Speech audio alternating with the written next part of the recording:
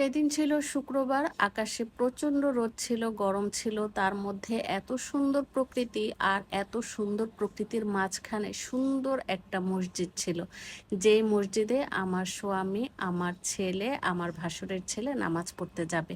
আর এই জায়গাটা হচ্ছে চাঁপাইনবাবগঞ্জ, শিবগঞ্জ, একদম বর্ডারের কাছে। ঘুরতে যে এত সুন্দর একটা মসজিদ দেখতে পাবো, অনেক পুরনো, আমরা বই পুস্তকে পড়েছি সোনা মসজিদ, আর সেই সোনা মসজিদের কাছে গিয়েছি আর সেখানকার চিত্র তুলে ধরে নিয়ে আসবো না তা কি হয়।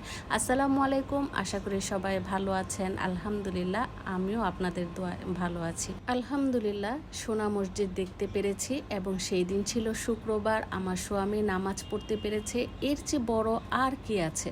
আমি তো ভেবেছিলাম মহিলাদের জন্য নামাজের আলাদা কোনো ব্যবস্থা আছে, আমি অনেক মহিলাদেরকে দেখেছিলাম, তাই ভাবছিলাম হয়তো আমিও নামাজ আদায় করতে পারবো, কিন্তু না, সেখানে মহিলাদের জন্য আলাদা কোনো ব্যবস্থা ছিল না। কিন্তু মহিলারা অনেকেই ছিলেন, সোনা মসজিদের আশেপাশেই ছিলেন, আর তারা নাকি গিয়েছিলেন, তাদের কিছু মানত করা ছিল, এই কারণে নাকি তারা গিয়েছিলেন। আর অনেকেই আছেন যারা তার পরিবার নিয়ে গিয়েছিলেন, তাদের হাজব্যান্ড নামাজ ছিল আর তারা বসেছিল, যেমনটা আমিও তাদের সাথে বসেছিলাম।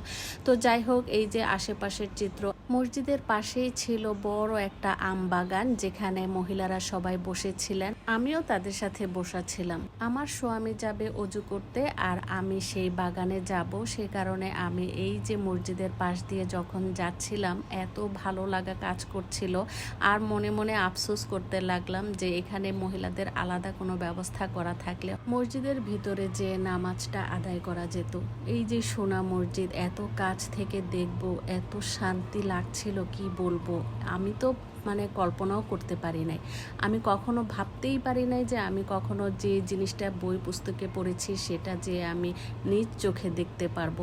আমার স্বামী অজু করে আমার মোবাইলটা নিয়ে গেল এবং সেই মসজিদের যে ভিতরের কিছু চিত্র সেগুলো একটু তুলে নিয়ে আসলো। নামাজ শেষে সবাই বসা ছিলেন, কারণ হচ্ছে সেই দিন শুক্রবার, সবাইকে নাকি খাওয়ানো হবে। অনেক দূর থেকে একজন মহিলা রান্না করে নিয়ে আসছেন তার পুরো পরিবার মিলে।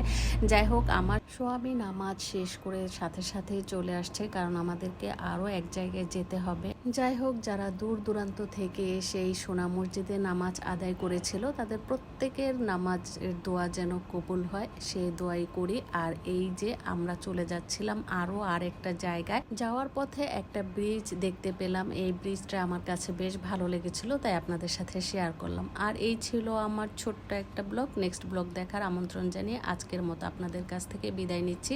যদিও আগের করা ভিডিওটি যদি ভালো লেগে থাকে তাহলে লাইক, কমেন্ট, শেয়ার করে পাশে থাকবেন আশা করি।